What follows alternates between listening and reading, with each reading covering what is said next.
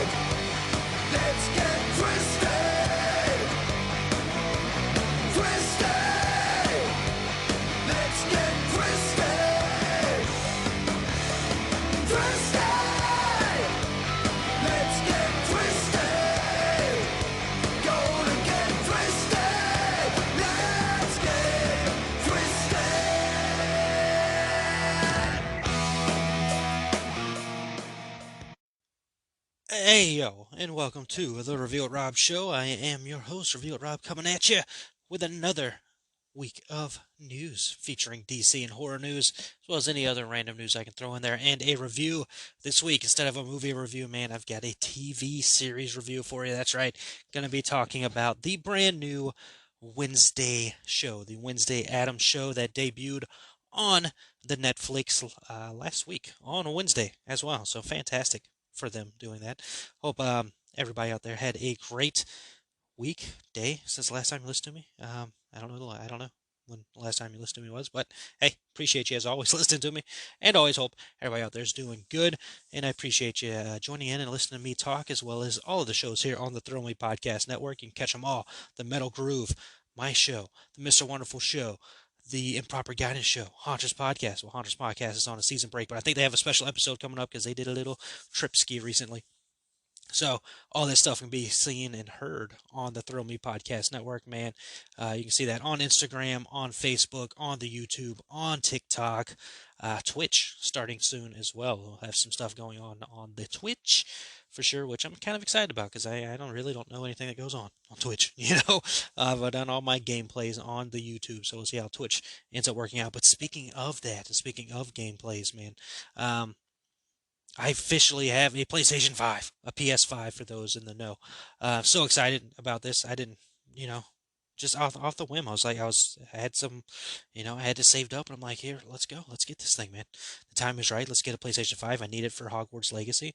Definitely need it for Gotham Knights. I always want to call it Arkham Knights, but Gotham Knights definitely need it for that game because that game is on the newer systems, not available on the PS4. So was finally able to get a PlayStation 5. And God, I'm so in love with that thing. I know it's a video game system, inanimate object, however you want to call it, but I freaking love this thing just off the rip. I was able to download the WWE game to upgrade it to the PS5. It looks incredible. That's one of the things going in. Like I didn't know how much of a difference. Oh, so much of a difference. So much of a difference going in. I mean, even when I just started the game, they have like this Astro game, robot game thing on there while you're waiting for everything else to get ready. It's like it's on the game to teach you like the controls and everything.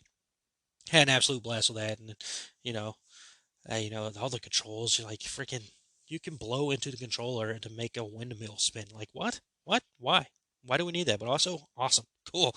Give it to me. That's so cool. So that's basically what I've been up to, since the last time we talked. Watch the Wednesday show, and then I have a PlayStation 5 and been playing that and messing around with that and getting used to it. Bought the Gotham Knights game for the Black Friday shopping. If y'all did some Black Friday shopping, hope it went well for you. So I got that. I got the Arkham games, the other Arkham games for the upgrade as well, because now I have a digital system. So the disc games are not gonna. I still have my PS4, so I could have just done that, but laziness. But they were on sale. You can get all 3 games for $8. I'm like, yeah, dude, go ahead and give it to me. Also got PlayStation Plus Premium. I don't know, but I also got that so I can play Arkham Origins, because that's the only way you can play Arkham Origins now, apparently, unless you have the PS3 disc game and you go pull out the PS3 to play it. But yeah, that's what I've been up to. didn't really do anything for Thanksgiving. It's not one of those holidays I celebrate. But if you do celebrate it, hope you had a great time. Sometimes spending time with your family during that holiday can be a little rough, so hope you're able to get through it safely. Maybe you listen to my show or one of the Throw Me Podcast Network shows on the drive down there, on the drive back, or just during to get, the craziness out. But we bring craziness too, so I don't know. Yeah, offsets each other. But again, appreciate you. Thank you for joining in. And let's go ahead and jump into this review. Spoiler free as always. Let's go ahead and cue up that trailer first, so shall we? And I'll be back.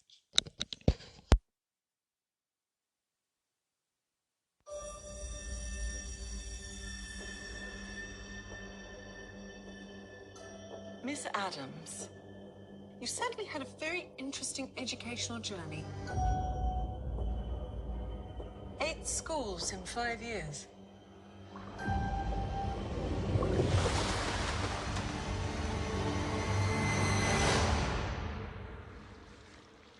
Hey, freak. This is a close practice. The only person who gets to torture my brother is me.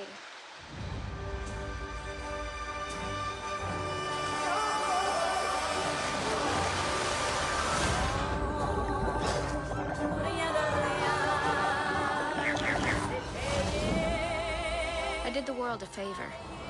People like Dalton shouldn't be allowed to procreate. Getting expelled was just a bonus. You will love Nevermore. It's a magical place where I met your mother. The summer of love. Finally, you will be among peers who understand you. Maybe you'll even make some friends. Want to take a stab at being social? I do like stabbing.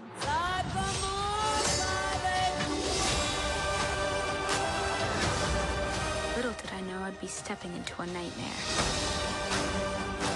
Full of mystery, mayhem, and murder. I think I'm going to love it here.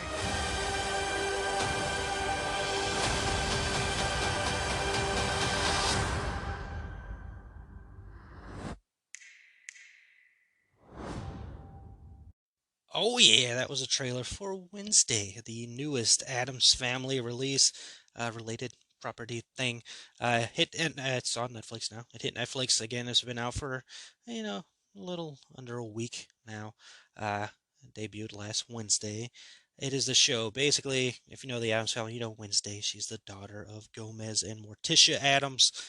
She's a little devious, a little devious.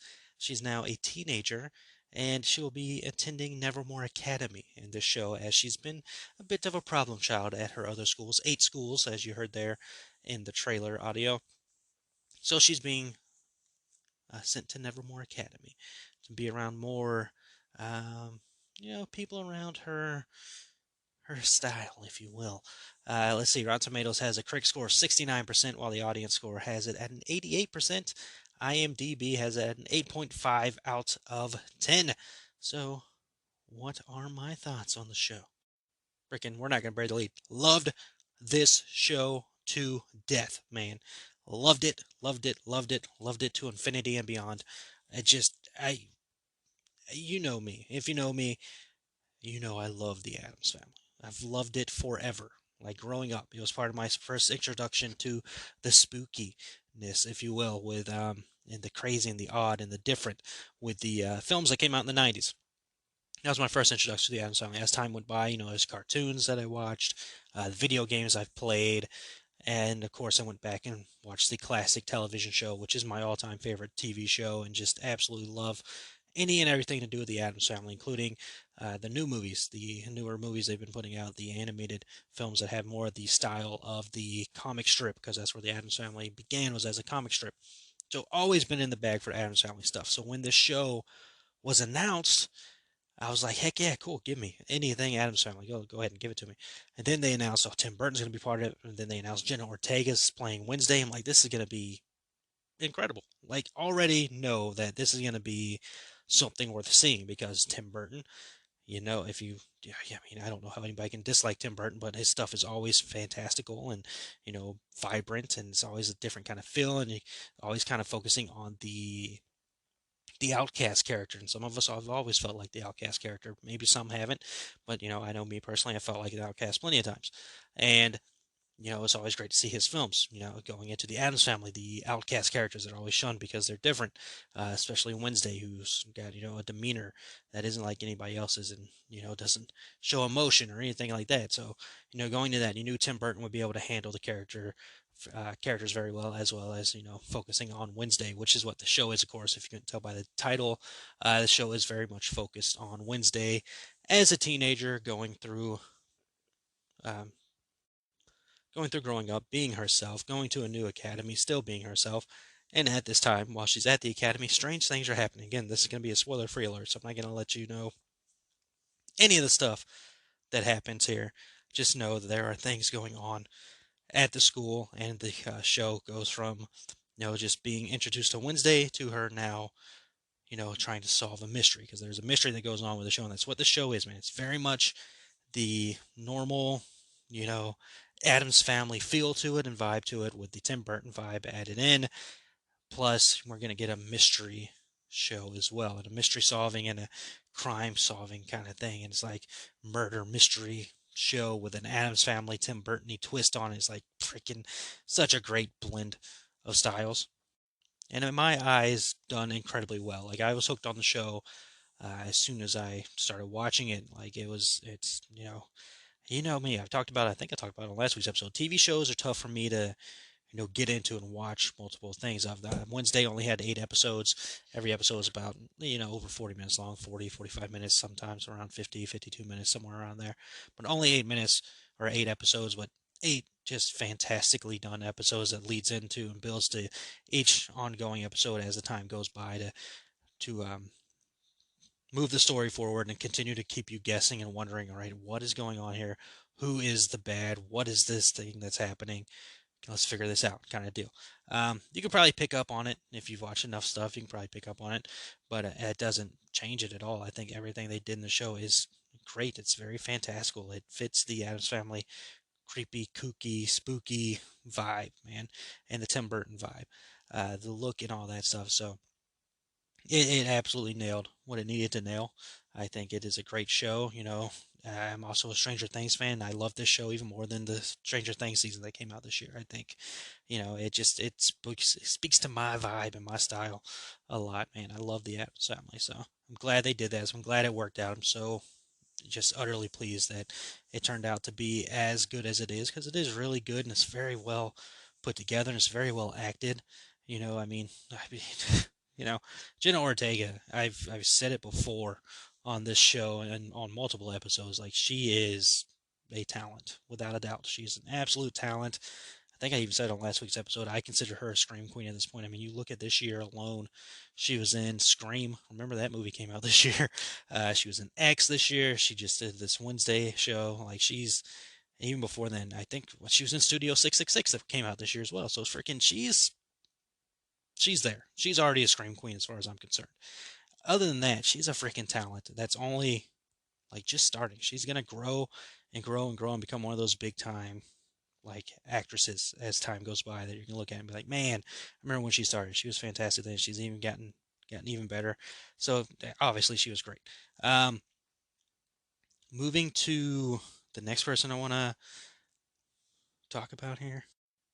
Emma Myers. First time I've come across her, as far as I know. I'll pull up her filmography here, but she plays Wednesday's roommate Enid, who's at the Nevermore Academy. She plays Enid, and she does a just absolute incredible job. Yeah, I haven't seen anything. She doesn't have a vast filmography according to Rotten Tomatoes here.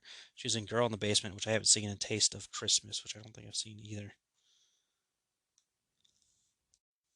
But that doesn't matter. I think after this show, she'll get even more stuff building up to build her filmography, because she's really good in the show, especially playing Wednesday's roommate, who is like the polar opposite of Wednesday, right? Wednesday, no emotion, dark colors, all that stuff. complete opposite is what Enid is. She freaking bright colors, energetic, outgoing, positive personality, all that stuff, and they play so well off of each other. And those polar opposites just work, man. And those two working together on the show and being roommates just builds off perfectly.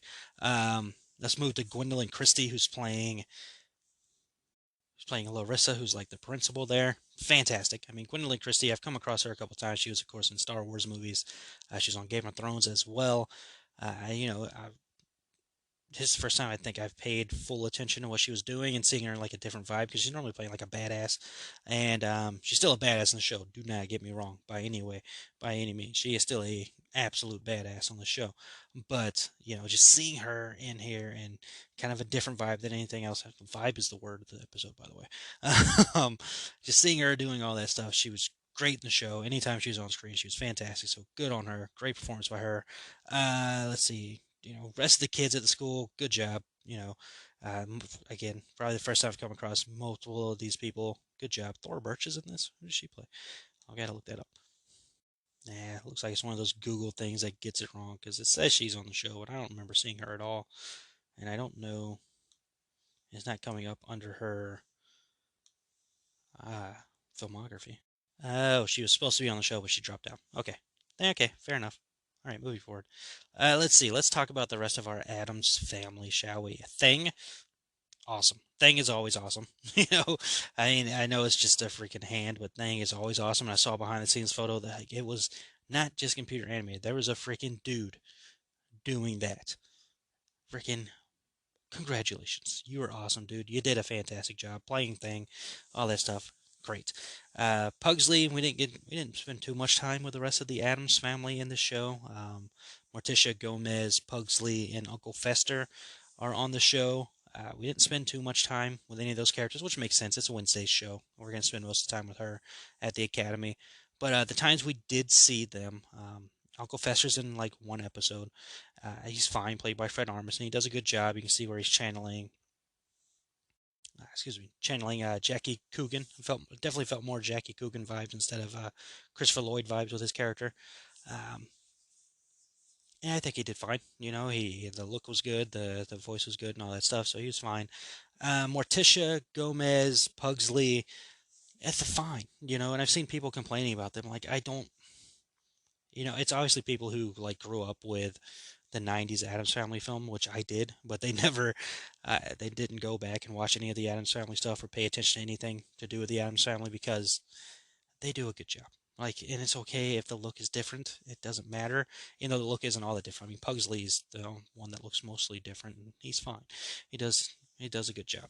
Morticia Gomez, great. I can't complain. Catherine Zeta-Jones, Louise Guzman, they did perfectly fine in the show. Like they were good in the roles that they did.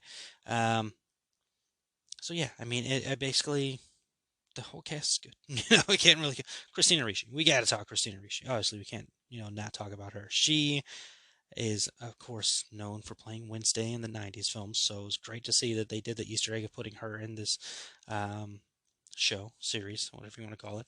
And she's great as always. Love Christina Ricci, and she's a pretty important character throughout the show. So I'm glad they gave her more than just like an Easter egg in there.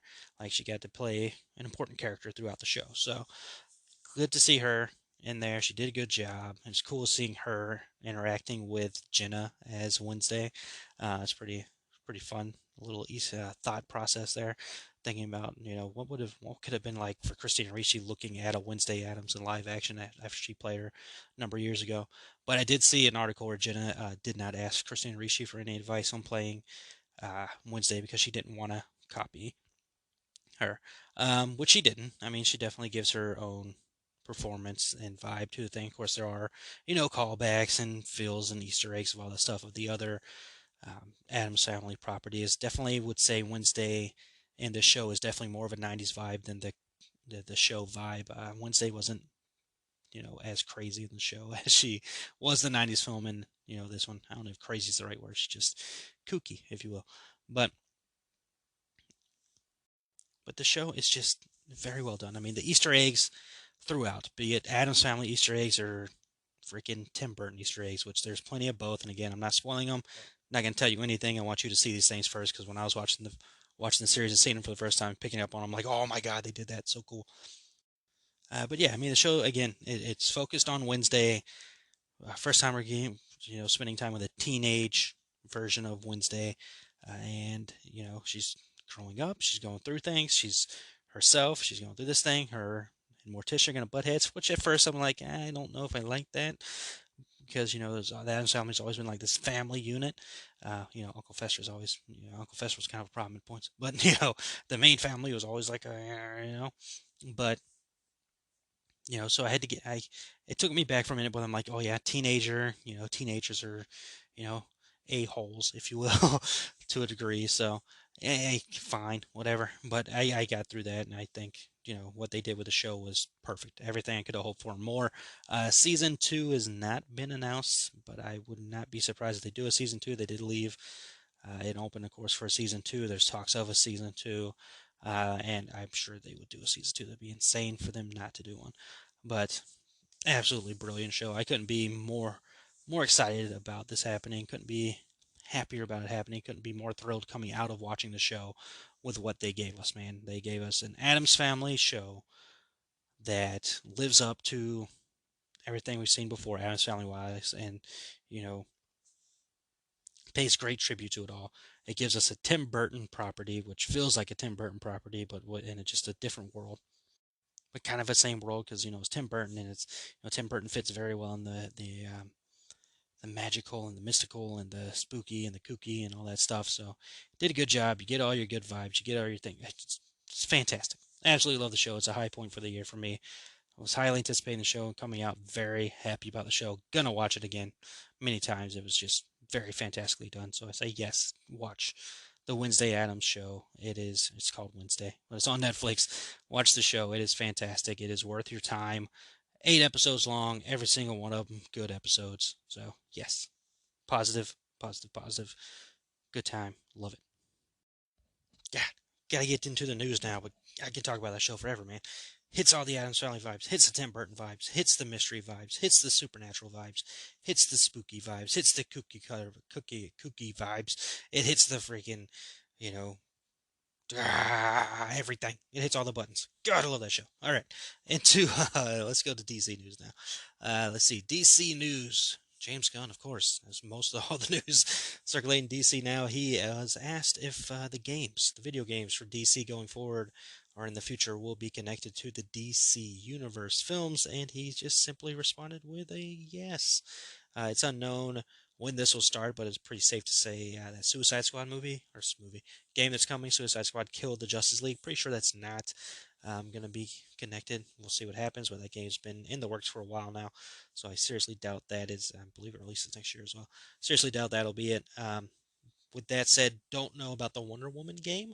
That game was announced at the Video Game Awards uh, 2 years ago, a couple years ago. Don't know how that will connect or not. We'll see going forward what happens there. But that's cool, man. That's cool that the video games are going to connect to the DCU. See how everything turns out and fun. I love me some DC. I love playing the DC video games. Just talked about how I bought all the Arkham games just a couple days ago. So yeah, I'm excited. We'll see where that ends up going. Dwayne The Rock Johnson, has opened up a little bit more about Henry Cavill's return as Superman for the DCU, saying, quote, "This has been years in the making regarding bringing Henry Cavill back and years of strategic conversations, and we were not going to take no for an answer. There's no viable, logical way that you can attempt to build out the DC universe without the most powerful force and the greatest superhero of all time sitting on the sidelines. It's impossible to do," end quote. Which he's 100% right. You can't build your DC universe without freaking Superman. He continued on saying, quote, "It all comes back to where Superman, you have to have Superman in the mix, so that's why we fought hard to bring Superman back. Henry Cavill, and there's no other Superman, by the way, to bring back. Henry Cavill is our generation's Superman, in my opinion, the greatest Superman, and I mean that respectfully to all other actors, especially Christopher Reeve, but the greatest Superman of all time," end quote. So high on Henry Cavill, which again I agree, that is my Superman. I think Henry Cavill's done a fantastic job in the role of Superman. I'm so glad to see him back. Can't wait to see where the DCU goes from here. I mean, it lets you know how bad things were off there at Warner Brothers for them to see Henry Cavill as Superman and be like, no, we don't want him anymore. Like, how does that even happen? So I'm so glad they're moving in a different direction and, moving forward, and, they got new people in charge, and it sounds like they got a good plan going here. So keep it going, man. Can't wait to see where this all ends up going, because I'm excited. I love me some DC, and I want to see them thrive, man. All right, let's jump over to horror news, and, this trend of Disney property characters are entering the whatever it's called now, and now people are just making them into horror movies, and it's all the same people doing it. We know that Winnie the Pooh, Blood and Honey is on the way. It's the first one on the way. We talked about on an episode not too long ago that there's a Peter Pan one happening, and now they've announced Bambi as a horror movie that is in the works from the Winnie the Pooh and the Blood and Honey team. The film will reportedly be titled Bambi the Reckoning. It's going to begin production in January. Quote, the film will be an incredible dark retelling of the 1928 story we all know and love, end quote. Finding inspiration from the design used in Netflix's The Ritual, Bambi will be a vicious killing machine that lurks in the wilderness. Prepare for Bambi on rabies, end quote. I mean, why not? Yeah, Bambi out for revenge, killing folks. Why not? I mean, it's gonna be a good time horror movie, is what it's gonna be. I do not expect Oscar-winning category. Fuck it, horror movies don't even get recognized at the Oscars barely anymore. So, you know, do it, man. Why not? They've entered the fold where you can play with the characters. Play with them. See what happens. See if it works out. It should. Work out. I mean, that Winnie the Pooh movie looks wild in like a ridiculous but good fun way. So let's see how Bambi turns out. Why not? And Peter Pan. Jeez. All right. Speaking of kind of horror movie news, Jim Carrey apparently had 2 horror movies in the works. He's done horror movies before, the number 23 and all that. But apparently he had a couple more in mind. There were plans for a film called Brucifer, which would have been a Bruce Almighty sequel that would have seen Jim Carrey's character gaining the powers of Satan instead of God. Steve Corinne, who was a co-writer on Bruce Almighty, detailed this in a recent interview. The film would have found Bruce turning to the dark side after Jennifer Aniston's character Grace died. Corinne explained, quote, you tend to lose your faith when the world seems unfair, and that's what got him. It came from a serious place, but we were going to write it in a very friendly way. We certainly didn't want to depress people, so I think that scared the studio a little bit, but to Jim's credit, he totally understood that we were going to make a big comedy and thought everybody would connect with it. Bruce would have used his powers as Satan to bring Grace back from the dead. Corinne added, quote, I remember when we pitched it, Jim was laughing his ass off because we had her come back as Jennifer Aniston. He said, no, she has to look like a zombie first, and then we'll make her beautiful again. We thought that was brilliant, end quote. I mean, yes, make that movie. Why not? Just go ahead and make the movie. I mean, that would be a good time. Why not? Jim Carrey would freaking kill. Jim Carrey always kills it. The other one was filmmakers Daniel Kwan and Daniel Shiner revealed that they were once approached by Jim Carrey about making a horror movie, which would be shot on the set of 2014's Dumb and Dumber 2. Quote, very early in our careers, Jim Carrey reached out. He had just seen Paranormal Activity and was like, guys, it's found footage and it's horror. Have you seen it? And we were like, huh? We've heard of it. Where is this going? And he was like, I haven't seen anyone do that, but with comedy. And I have this great idea. Jim Carrey would go on to explain that part of Dumb and Dumber was filmed at Colorado's Stanley Hotel, where Stephen King got the idea for The Shining. And apparently, production there was a spooky experience. Quote, basically, the set of Dumb and Dumber was famously a haunted set. He's like, the whole time we were shooting, things were breaking, people were getting hurt, doors were swinging, and it felt haunted. We're going to shoot Dumb and Dumber 2, and I want you guys to do a found footage horror comedy on set. While we're filming, you guys are going to make a feature-length behind-the-scenes video that slowly becomes a horror film. We're like, okay, we're in. This is amazing. We wrote a whole outline, and we're very excited. And then we sat down with the producer. We pitched the idea, and they're like, we're not actually going to make this movie. I'm sorry. Jim got really excited, but there's no way the studio is going to let us do a movie while they're shooting Dumb and Dumber 2. Like, why not, man? That could have been awesome as well. Why not, dude? Just let Jim Carrey make whatever he wants to make. So we're gonna make, while we're shooting Dumb and Dumber 2, which Wonderful apparently hates that movie. I'm indifferent to it. I mean, it's fine, but I'll let him explain why he hates that movie. But Wow, that could have been insane, man. Both of those movies could have been insane if they happened. I say make them. Why not? What are we doing? Let's see. Carter Swan, who is a senior producer at PlayStation Studios, spoke to IGN recently about Peacock's upcoming Twisted Metal series. Twisted Metal, that's a classic PlayStation video game. Saying, quote, you gotta have the cars, you gotta have the post-apocalyptic setting. There's a lot of characters that we thought were great. Obviously, Sweet Tooth has been announced, and I think will be a very iconic character in the show. He'll be voiced by Will Arnett and played by wrestler Samoa Joe, who did an unbelievable job. When you think of that game, the first thing you kind of pops through your head is the ice cream truck. That's the piece that's been marketed all these years, end quote. So it's cool that they're, it sounds like they're going to try to live up to the game's feel. I haven't played a Twisted Metal game in a long time, so I can't tell you what that game's feel is. I don't remember much of it other than the ice cream truck and Sweet Tooth and all that. So more power to them. We'll see how that turns up being. But I've seen some things saying it's gonna be like a zombie land feel. So we'll see, man. We'll see how it works out. Hopefully, it works out for them. Let's see. Big news today. Legendary Entertainment has left Warner Brothers behind and has joined up with Sony. Under the new agreement, Sony will market and distribute Legendary's upcoming theatrical motion picture titles. However, select existing projects at Legendary are exempt from the pact, meaning Warner Brothers Pictures is still backing Dune, Part 2. Sony Pictures and Legendary emphasize that the companies are aligning in their ongoing commitment to theatrical distribution as a driver for other downstream windows and theatrical windows' long-term value for films, end quote. Which this has been talked about for a moment. Legendary, if you remember, they were very unhappy with the fact that Warner Brothers put what was it, Godzilla versus Kong and Dune, the other Dune movie. Very unhappy that they put those movies on HBO Max during the COVID times.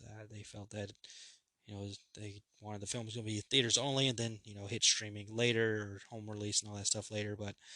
If everybody's going through the COVID times, HBO Max decided to do for the rest of the year, all the films are going to be streaming on HBO Max, and good move for a lot of people, but some people hated it, and it looks like Legendary took the step of like, screw you guys, we're leaving, we're going to Sony. We'll see how it works out, man. I don't agree with their upsetness, but it is up to them. I believe those films still made good money. I don't know. I still haven't seen Dune. Godzilla vs Kong was what it was, and I don't know. It's insane. That people get so upset about that. I mean, it was COVID. People couldn't go to the theater, so you think the best way to see your movie is streaming, and people will see your product and all that stuff. But at the same time, you want to make money and all that. I don't know. It's a headache to not get into at this point in time. But there you go. Legendary's moving to Sony, so we'll see how things work out there. And last bit of news, streaming news. Why not? I feel like this episode's gone by, but I felt like I talked a good bit about Wednesday, and I keep talking about the show. God, the show's so good. All right, last bit of news. Paramount Plus has announced that Top Gun Maverick is finally hitting streaming services on December 22nd. Damn it. Still got a while to wait there. I can watch it one more time before we do the year-end top 10 episode movies of 2022 episode that we have planned for the Throw Me Podcast Network. Top Gun Maverick is in my top 10 without a doubt. Can't wait to see it again. I can tell you where it's at on my top 10 until we do the top 10 show, but it's there. Paramount. So I can't wait to check that out. Again, I haven't seen it in theaters. Been waiting to see it for a while, so I'm excited to check that out again. You know what else I'm excited to check out again? Freaking Wednesday. That show's amazing. That show is so good. Loved it, man. Loved that show to death. Like, so good. Everything hit so perfectly for me. Yeah, that show's so good. I mean, again, Addams Family vibes, Tim Burton vibes, spooky vibes, friggin' mystery vibes. Everything. Vibes is the word. Watch the show. All right, that does it for this episode. Go watch Wednesday. Have fun watching Wednesday. It's a fantastic show. You deserve to watch it. We deserve it. It's fantastic. I don't know if we deserve anything, but it's such a good show, and be happy that you're rewarded with such an amazing product, as far as I'm concerned. Highlight of the year for me, without a doubt. That's actually going to do it for this episode. The episode felt like it was pretty good, man. I had fun doing this episode. Love doing this episode. Love doing the show in general.